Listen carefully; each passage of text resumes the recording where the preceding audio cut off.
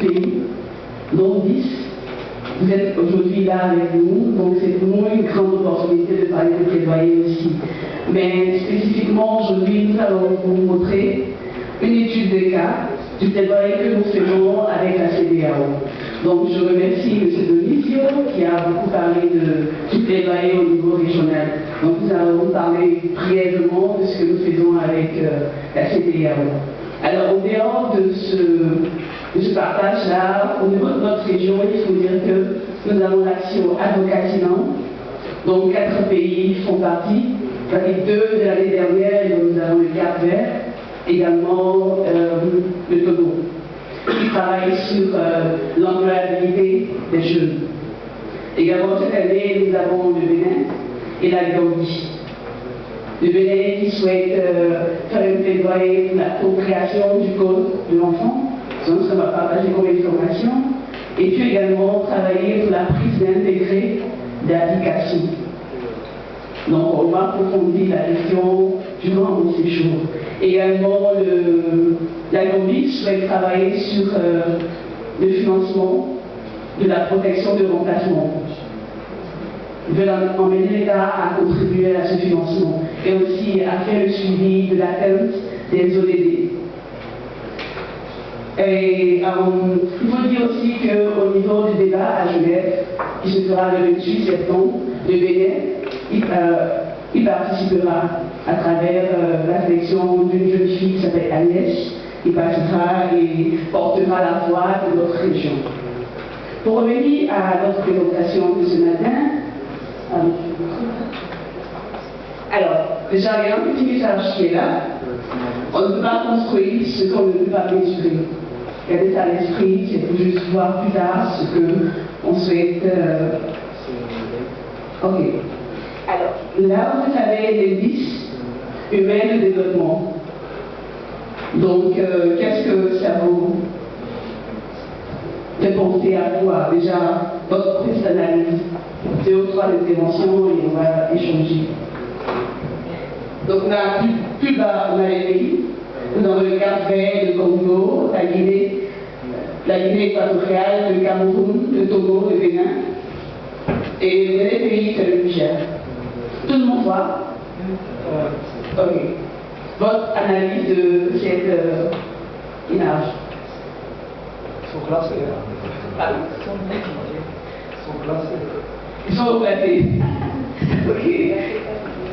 Qui est replacé? Les Cap-Vert. D'accord, une autre analyse? C'est les pays, ils ont classé les pays. Je pense que pour moi, c'est un classement où il y a une forte valeur d'indice de développement humain, une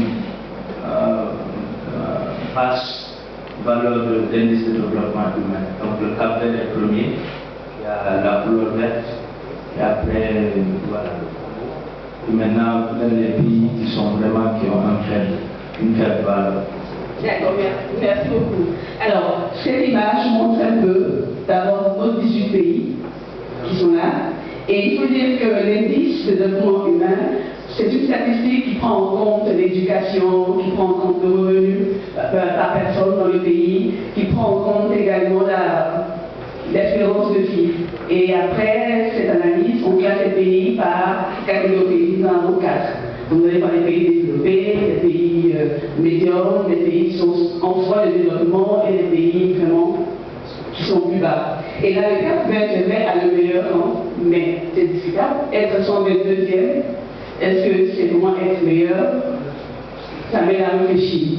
Également, lorsqu'on continue plus bas, on a le Niger qui a vraiment un rang 188e. Ça nous amène à réfléchir, à nous demander dans nos pays, il se passe quoi, pourquoi nous sommes à ce niveau.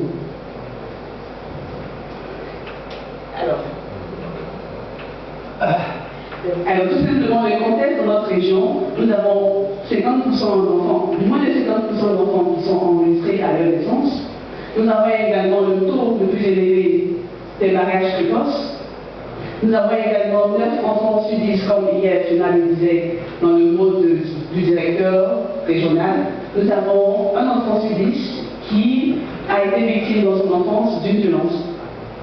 Nous avons également un enfant sur 4 dont l'âge varie entre 5 et 17 ans qui ont été engagés dans un travail d'enfant.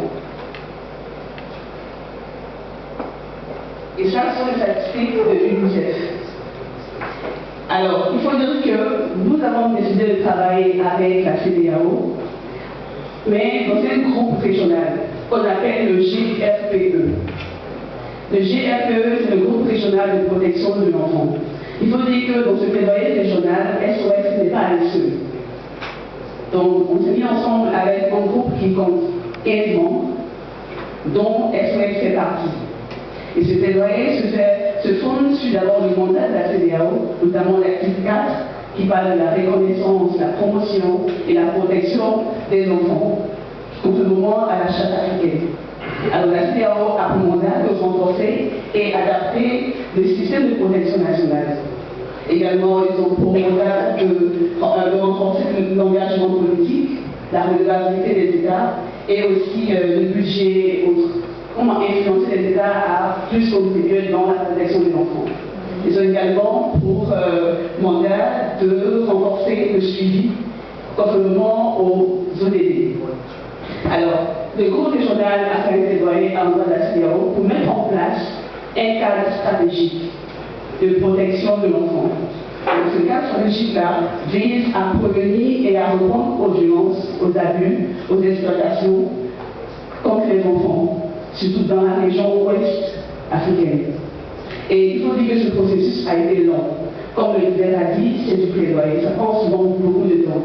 Et c'est après 5 ans de plaidoyer que nous avons pu mettre en place ce cadre stratégique au niveau de la CEDEAO.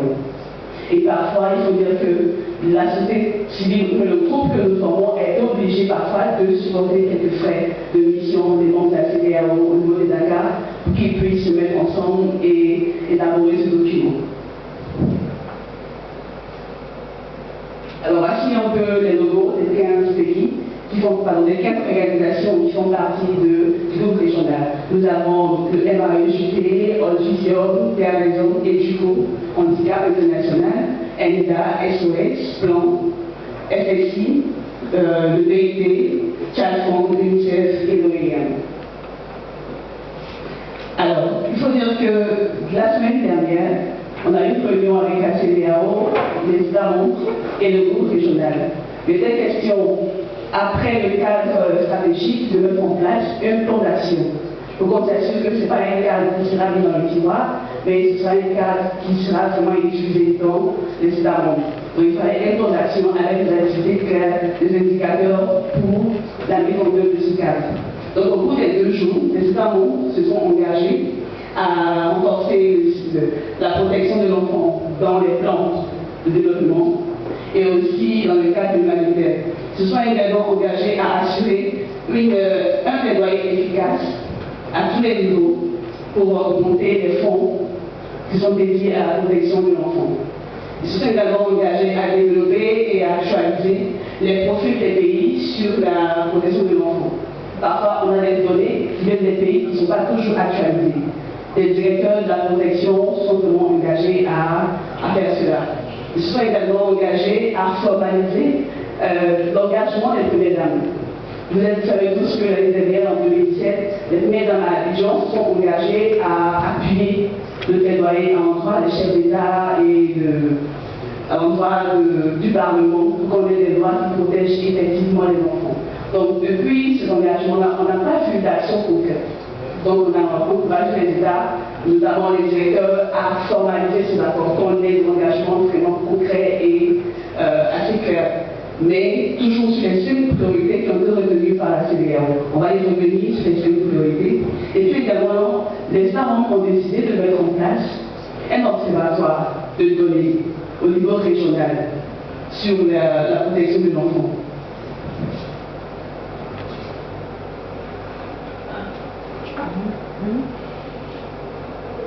Ok, c'est la bonne diapo.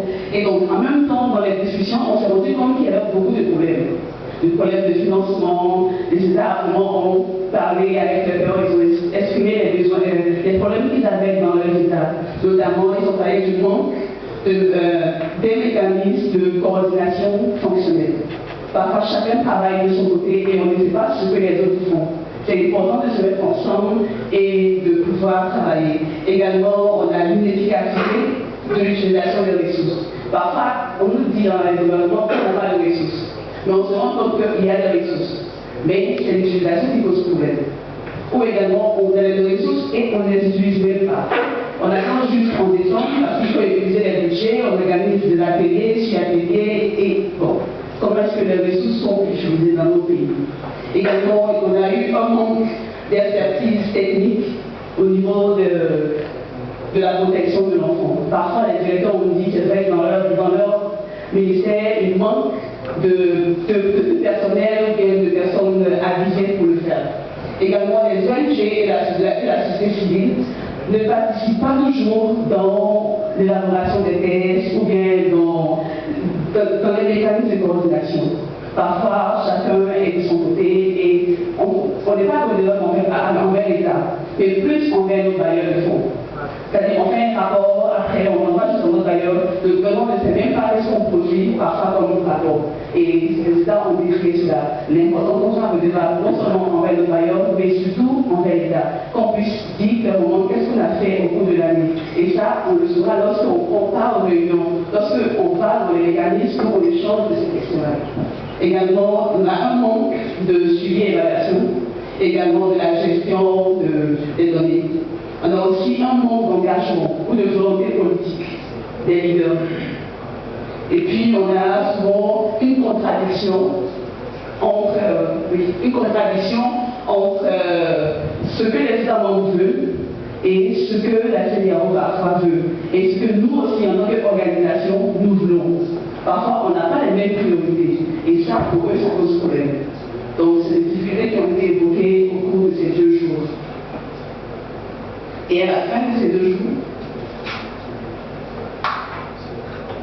d'abord, dans le cadre stratégique dont je parlais tout à l'heure, on va vous partager le cadre stratégique. La CEDEAO a retenu 5 priorités sur lesquelles elle souhaite faire un plaidoyer fort à l'endroit des États membres. Nous avons le mariage des enfants, les enfants en mobilité, nous avons l'enregistrement des enfants, le travail des enfants et les violences faites aux enfants. Et il faut dire qu'on a eu une prolongation à la fin de ces 2 jours qui est pour l'instant un draft, mais qui va être finalisé par la CEDEAO.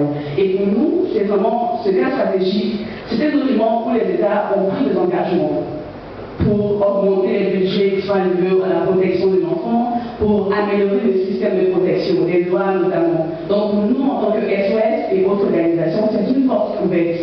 Donc nous on le fait au niveau régional, mais c'est important que dans chaque pays, vous vous engagez dans des réseaux, dans des coalitions, pour en discuter, lire le document ensemble et ressortir l'engagement qui ont été pris. De sorte à faire un plaidoyer, à rendre l'État redevable envers les enfants.